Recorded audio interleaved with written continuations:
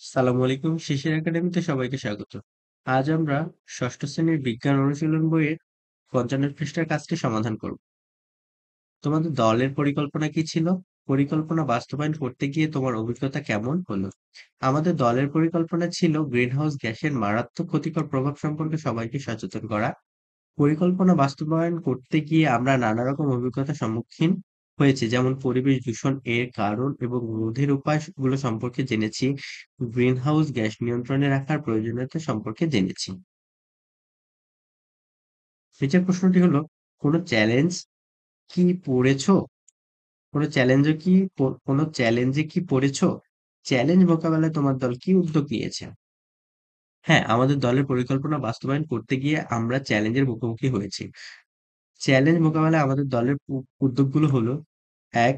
জনসচেতনতা তৈরি করা। ২. গ্রিনহাউস গ্যাসের মারাত্মক ভয়াবহতা সম্পর্কে জনগণকে বোঝানোর উদ্যোগ নিয়েছি।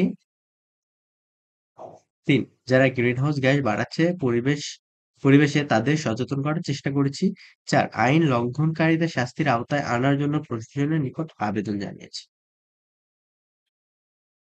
পরের প্রশ্নটি হলো, জলবায়ুর ভারসাম্য নষ্ট হয় এমন আর কোনো বিষয় কি তোমার চোখে পড়েছে?